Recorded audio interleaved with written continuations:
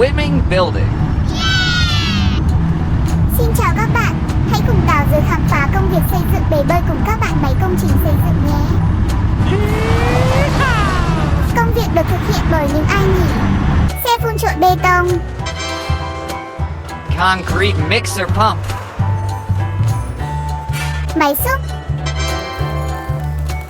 Excavator. xe tải sản phẩm gắn cầu, Flatbed truck. đây là ai nhỉ? Là bạn máy xúc, cậu ấy dậy từ sáng sớm để đi làm.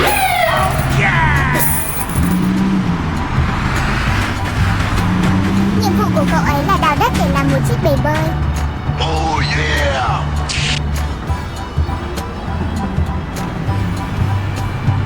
Bắt đầu nào, cậu ấy có chiếc cầu xúc rất khỏe để đào và xúc đất.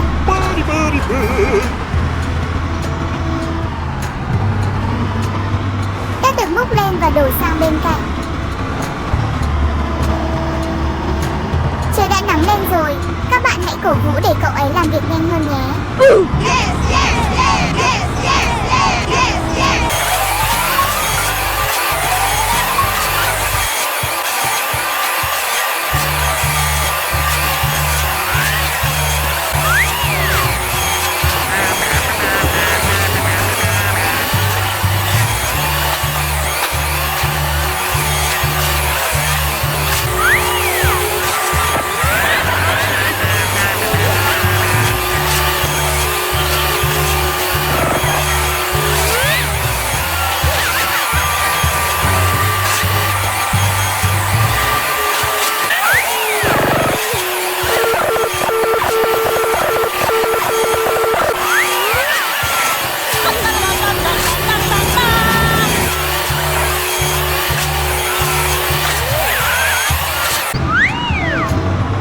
Cảm ơn các bạn đã cổ vũ, cậu ấy đã đào sắp xong rồi.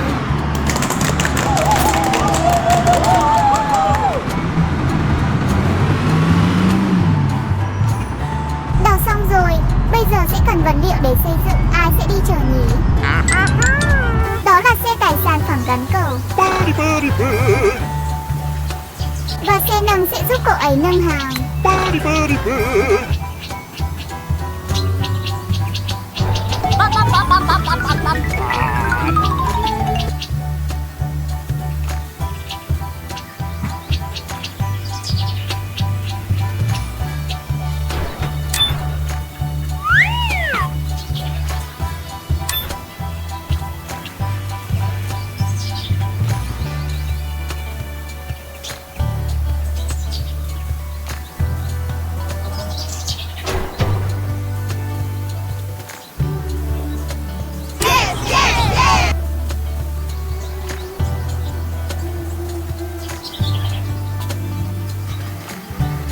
Here we go!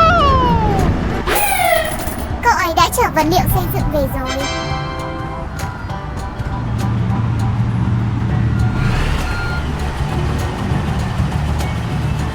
Bây giờ sẽ cầu hàng xuống. Đầu tiên là chống chân trống, sau đó dùng cần cầu để cầu hàng xuống.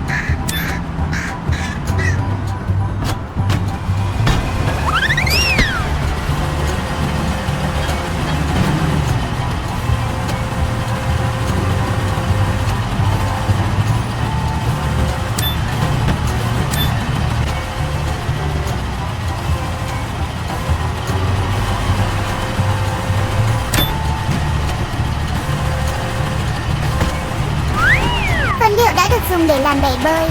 Giờ đây cần đổ bê tông. Ai sẽ làm việc này nhỉ? Chính xác, xe phun trộn bê tông đang đi lấy bê tông ở nhà máy.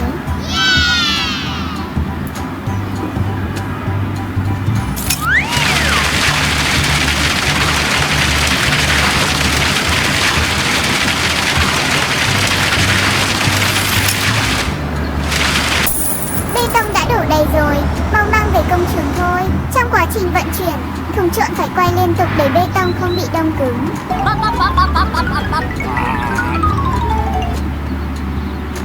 Here we go!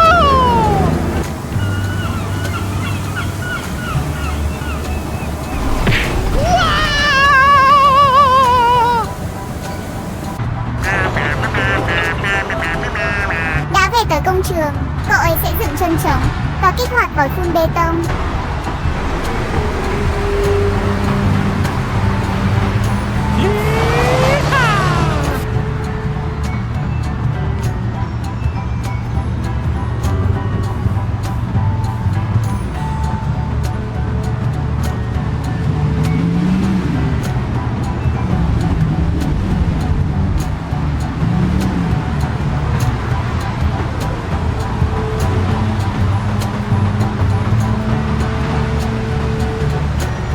Bê tông từ thùng trộn đã được bơm vào vòi phun.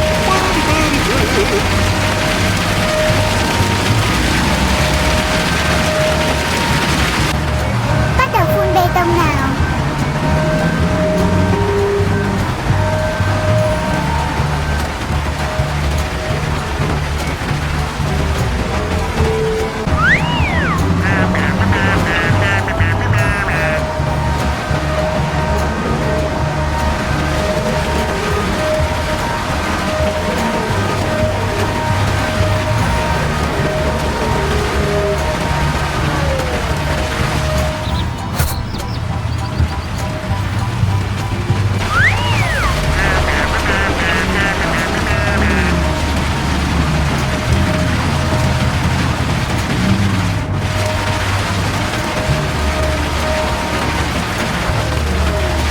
Xong rồi, chúng ta sẽ chờ cho bê tông khô.